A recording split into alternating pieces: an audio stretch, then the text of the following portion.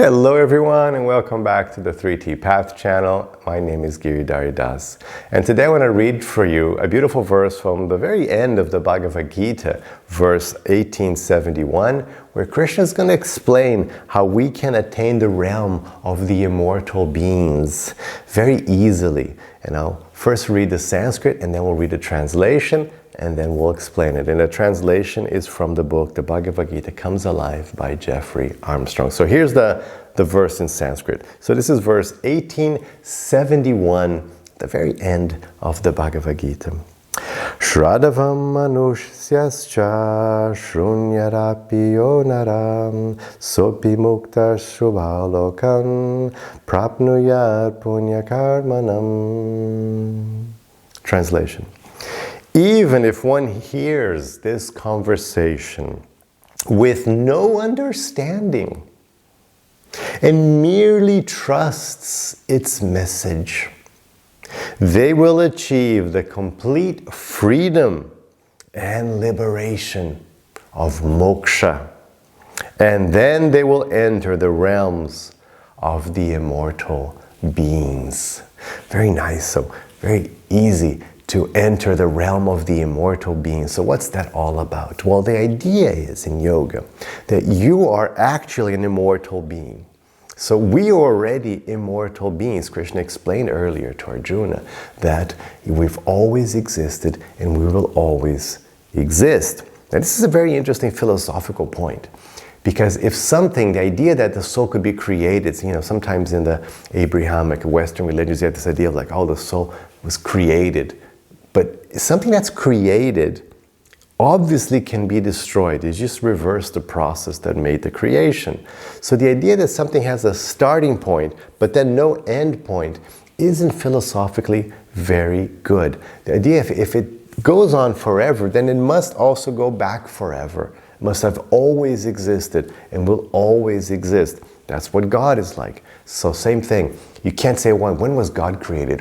Well, if God was created, then who created it? What was there before? You have this huge philosophical problem. It doesn't work out. It doesn't make any sense. So you have to have the definition of God always existing and will always exist. But the soul is the same thing. Krishna says, we are his amsas, his parts. So we also, as his parts, have always existed and will always exist. So we are actually immortal beings. But we are immortal beings in a temporary situation. This is the whole problem that yoga is trying to solve. So what's happening here is that matter is temporary. By very definition, everything in matter is temporary. We know, for example, that this body is temporary, right? I'm an immortal being, but I'm inside a body that had a start and will have an end. And we're in a planet that had a start and is going to have an end, in a solar system that started and is going to end, and in a universe that has started and they think is also going to end. And the Vedas say it's going to end, but the scientists also think, yeah, it's probably going to end as well. So this is all very temporary, but we are immortal. There's a difference between the two. Consciousness cannot be created. You can't just get some stuff.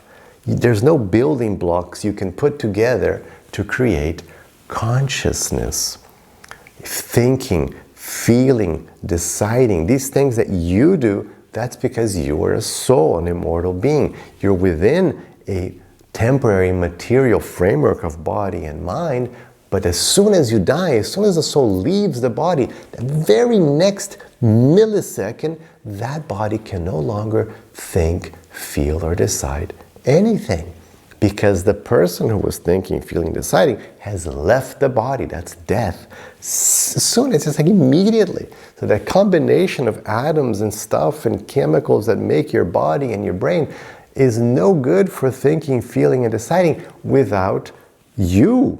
Because you're the one who's thinking, feeling, deciding, not the body. As soon as you leave, that's it. No more thinking, feeling, and deciding for that cadaver. Gone. So we are eternal immortal beings, but we're stuck in this temporary situation. And the Vedas have this very interesting take. They think that, look, if anything isn't eternal, it's not real. It's illusory. Because it's an illusion. You see it for a while, then it's gone. So it's an illusion. It's Maya. It's not really real. So that's the problem. So yeah, these things, yeah, the planet, yeah, it exists, but it exists now. It didn't exist forever in the past, and it won't exist forever in the future. So it's not really real. And of course, this body certainly has, started and will finish. So it's not really real. So we need something that's eternal, it's real. So we need something that's permanent. And that's what yoga is all about. That's what yoga is proposing. So look, let me take you. You're an immortal being. You're just in a temporary world, and this doesn't work well. This is very frustrating. For you as an eternal being to be in this highly temporary, ephemeral world, it's very frustrating. It's horrible, actually. And that's why we're always in anxiety and fear and frustrated, because it just doesn't work. Like, you're eternal and everything else is temporary.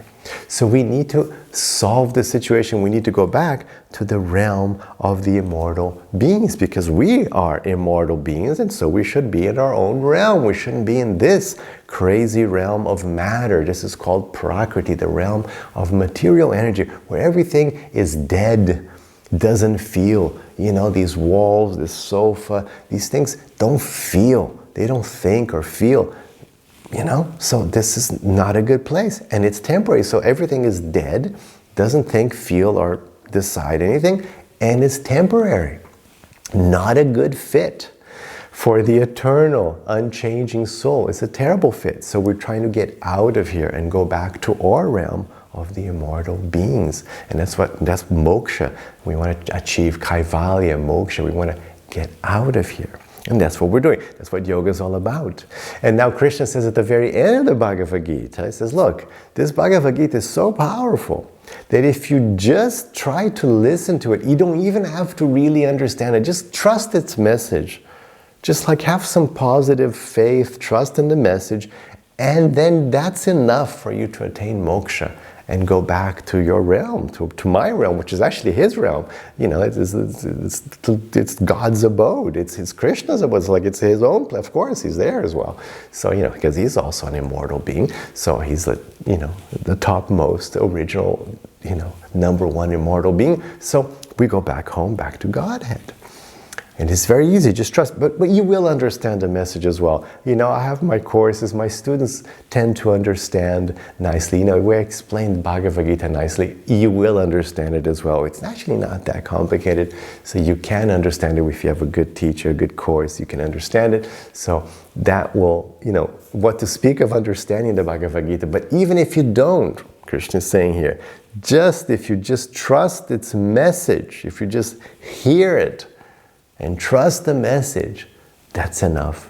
So Krishna made it really easy for you to get out of this mess and go back to your own realm of the immortal beings. So that's it for now. Let me know if you understood that, and have the rest of your day with lots of peace and lots of love.